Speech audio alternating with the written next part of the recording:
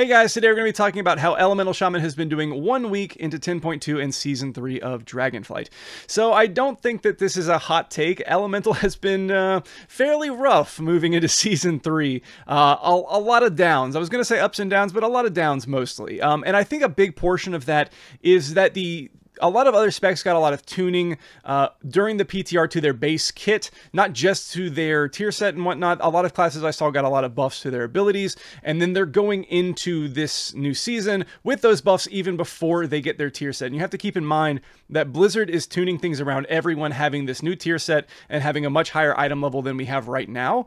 But because of that, Ellie, during the PTR cycle, got nothing changed to their base kit. The only thing we got on our base kit was multiple nerfs to the Further Beyond talent. We didn't get any kind of like lightning damage buff. We didn't have any like lava burst damage buffs or nerfs for that matter. It just kind of stayed very the same. Most of the PTR changes were solely focused around the new force set and its interactions.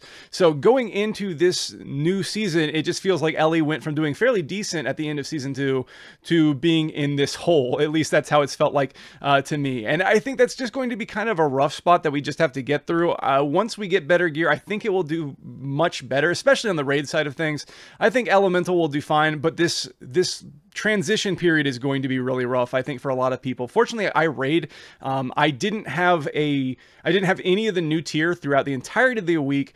And then going into this week, I will have full 4-piece tier. So I'm going to be starting off this week with the full 4 set, and I can hopefully have a little bit of a better time in this week than I did in the previous one. I was talking to some of the Elemental Shamans who are like higher tier than me. Bond, who raids in Imperative. Last year, they were World 12th, I believe. Right now, they're currently sitting at 18th, if that is still true. And this is what he had to say about playing Elemental this tier. My BM Hunter, 430 item level, beating my 447 Shaman. 430 item level, no tier, nothing. He's tierless. I don't need beating my Ellie. Okay, then I have paramil shoulders. It's disgusting. There's no race spot for. There's no race spot for Ellie, bro. Get on We don't bring raid buffs. in G-chat. At least not in the not if you're in like a hardcore pushing guild. If you're not bringing in a raid buff, you better be topping meters. Ellie's not going to do that. And just keep in mind that that's just his perspective on things. Elemental can perform very well. It's just going to need more gear and more time. And like he said, it just doesn't bring a raid buff. Like, if you can bring damage, bringing a different class that does bring a raid buff and already is doing a ton of damage, then why wouldn't you take that instead? Right now, it's looking like there's not really an Elemental Shaman until you get all the way down into the all the way down, quote, quote, into like the World 40th guilds. And that's fine, right? Like, Elemental is still being represented easily within the top 50 guilds. There might be some other ones that are also in there that I didn't find, that maybe not are public logging, so there might be more than that, but there's not a whole ton at this upper level right now. But we'll just keep our eyes open and see how it does later on in the tier. Like right now in Heroic, they're fairly low, the lower middle of the pack, but again, we'll wait for that gear, because like if you look at how it has gone so far on the Mythic side of things, Elemental is actually performing fairly well, and that's mainly just because of the quality of player who are still managing to play Elemental, who can actually get into a guild that's allowing them to play Elemental. They have to perform that well, so that's kind of skewing those numbers a little bit. But I think long-term Elemental will be fine in a rating sense. Now, moving into the Mythic Plus side of things, yeah, I'm sure there's a lot of people who this is their main form of content nowadays because of the accessibility to it, of just not having to dedicate hours of time. You can just throw in 30 minutes or so. It is really, really rough in the Lightning build in Mythic Plus right now. It just feels like we fell off a cliff from the last season to this one. Same kind of issues with gear and other classes, and then the great and mighty Demon Hunter just overshadowing everyone else when it comes to just sheer burst damage. And that's another thing that's going to be a cloud over this season, regardless of once you get set or not.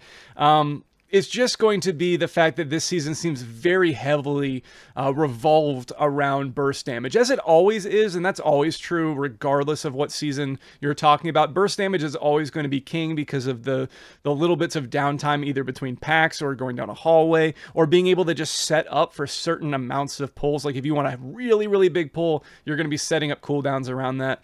But it's going to be even worse this expansion. There's just a whole lot of just moving from place to place. And with Ele being much more of a consistent damage dealer instead of a burst damage dealer, that's just going to be like one more thing on top of every other issue with Ele and Mythic Plus this season that's going to really weigh us down. I think once you get tier, you'll be able to catch up a little bit. But once everyone else gears up as well, I think Ele's still going to be towards the bottom of the pack when it comes to Mythic Plus. That doesn't necessarily mean that it's going to be bad. You'll still be able, like I said before in my previous video, you'll still be able to time 20s. I was able to time 20s in week 1. I know a lot of Eles were actually able to time 20s in week 1. So that's not going to be an issue. If you're just worrying about gearing, if you're just worrying about just getting your portals or whatnot, whatever personal goals you have like that, it's not going to be a big issue. If you want to try to go for title, then then good luck. It might be a little bit of a daunting task just to get through the community perception that will probably end up being more on the side of right than it normally is, just because Elemental's essentially capped at 6 targets right now in terms of its ability to do AoE damage. Yes, it has Chain Lightning with Stormkeeper, and that will give you that little bit of burst, but it's not anything consistent that you have all the time. And it just kind of, it's just those 2 casts of back-to-back Chain Lightning from your Stormkeeper, and then you're kind of back in that hole of just casting Lava Burst over and over and over again and capped essentially at 6 targets.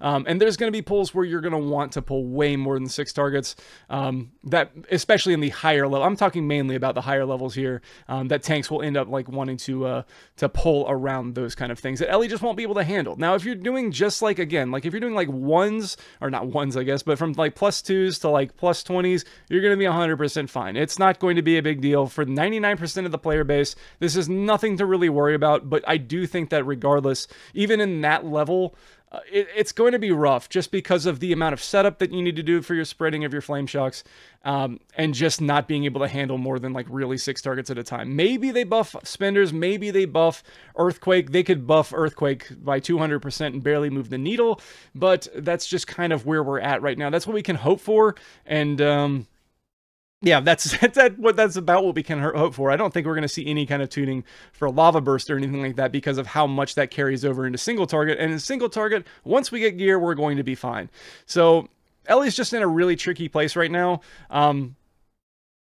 That's kind of all I got. But it will get better. That's the main thing. To end this video on a happy note, it will get better. Once you get gear, you'll be able to catch up, especially in single target. And as long as you're not pulling the absolute world, in most situations, Ele will be fine. They're not going to be great. They're definitely not going to be catching up or being, like, certainly not going to be in any kind of meta comp. But they'll do okay.